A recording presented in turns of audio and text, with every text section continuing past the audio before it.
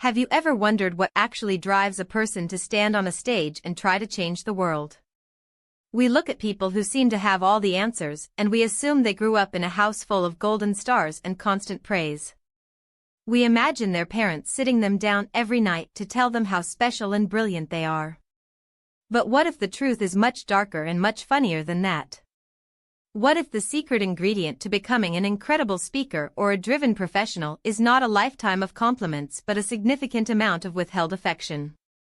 It is a strange thought to consider that our greatest achievements might grow out of the soil of feeling slightly inadequate. This idea challenges everything we think we know about modern parenting and success. We live in a time where we are told to celebrate every tiny step our children take. We clap when they finish their vegetables and we cheer when they slide down a slide for the first time. We are obsessed with building self-esteem. Yet when we look at the people who actually push themselves to excel, we often find a history of silence where there should have been praise. This silence creates a hunger. It creates a need to prove oneself to the world because that validation was never given freely at home. It is a fascinating paradox that the very thing we try to avoid as parents might be the fuel that creates the leaders of tomorrow. We are in a constant battle between wanting our children to be happy and wanting them to be great. To understand this more deeply, we have to look at the context of our modern world. We are currently facing a global crisis of happiness. In recent years, large international reports have shown that happiness is dropping in many developed nations. This is especially true for people under the age of 30. These young people are often described as the loneliest generation. They have all the technology in the world to connect with others, yet they are spending less time actually being with people. They are not going out as much and they are not engaging in the physical and messy aspects of life that previous generations took for granted. There is a sense of stagnation and a lack of joy that seems to be spreading through our communities. We have replaced real-world experiences with digital ones, and we are starting to see the emotional cost of that trade. This brings us to a surface concept that we often overlook. We think that happiness is something that just happens to us when things go right. We think if we have a good job and a safe home we should be happy. But on the surface we see that happiness is actually tied to our physical actions and our willingness to be spontaneous. There was a time when people would print out physical directions to go meet a stranger for a night. They would take risks and deal with the consequences. There was a certain level of chaos in the way people lived. Today we have smoothed out all the edges of life. We have apps for everything and we avoid any situation that might be uncomfortable or unpredictable. We have traded the excitement of the unknown for the safety of the screen. This surface level of comfort is actually making us more miserable because we are missing out on the raw human connections that make life feel vivid and real. Beneath this surface lies a hidden assumption that we need to examine. We assume that praise and comfort are the primary ways to build a healthy person. We assume that if we are nice to our children and protect them from every struggle, they will grow up to be confident adults. But there is a hidden power in withholding. When a parent does not say, "I am proud of you," it forces the child to look inward or to look toward their own work to find value. In some cultures, the phrase, "I am proud of you," does not even exist in the common language. It is not that the love isn't there, but the verbal validation is missing. We assume this is a bad thing, but it might actually be a protective layer. It creates a person who is not dependent on the constant applause of others. It creates someone who can survive the silence of a long journey toward a goal.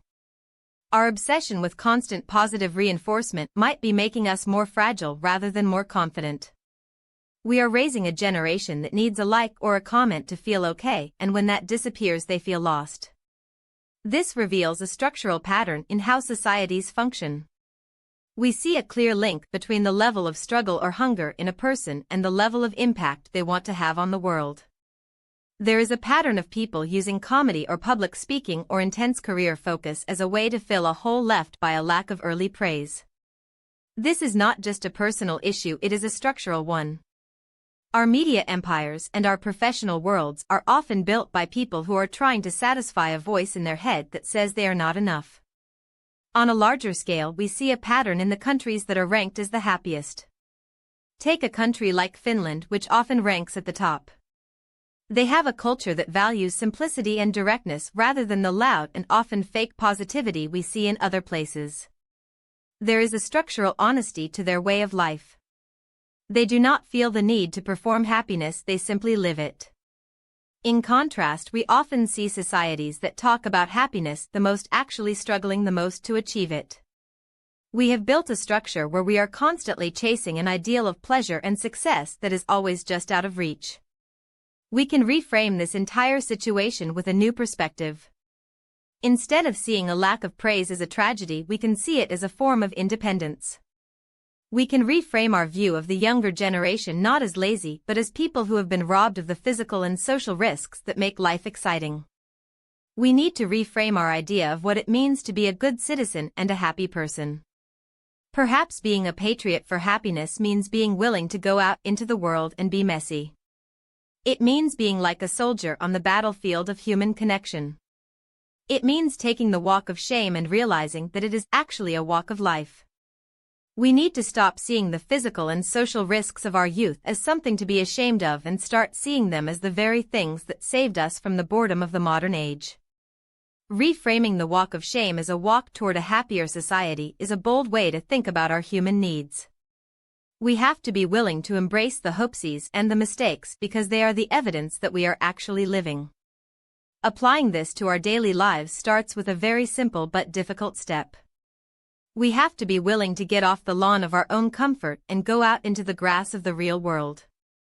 For parents, this might mean leaning into the idea of withholding just a little bit. It means letting your children feel the weight of their own actions without always jumping in to tell them how great they are. It means teaching them that their value comes from what they do and who they are, not from how many compliments they receive. For the rest of us, it means putting down the phone and seeking out real face-to-face interactions even if they are awkward or imperfect. We need to rediscover the joy of being with people without a filter.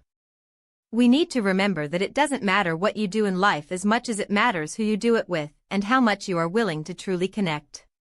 This application requires a shift in priorities. We have to prioritize pleasure and connection over safety and digital approval. We have to be brave enough to be vulnerable in the real world again. This deepening of our understanding shows us that the road to global happiness is not paved with more technology or more self-help books. It is paved with the courage to be human. It is about realizing that our imperfections and our unsaid words are often the very things that connect us most deeply. When we stop trying to be perfect and start trying to be present, we find a different kind of joy. It is a joy that comes from the friction of life. It is the heat generated by two people actually talking and touching and failing together. We are all just average people trying to figure out how to be parents and how to be happy in a world that feels increasingly isolated. We have to remember that our ancestors did not have it easy, but they had each other. They had the MapQuest directions and the drunk texts and the real-world consequences. They had the hunger that came from not being told they were perfect every 5 minutes. That hunger is what built the world we live in today. If we want to find our way back to the top of the happiness rankings, we have to be willing to feel that hunger again. We have to be willing to be a little bit neglected so that we can find our own strength. We have to be willing to take the risks that make our hearts beat faster. This is not just about sex or dating, it is about the broader idea of engaging with life at a high intensity. It is about being a participant in the human story rather than just a spectator on a screen. We are all in this together, and the more we can laugh at our own struggles, the closer we get to the truth.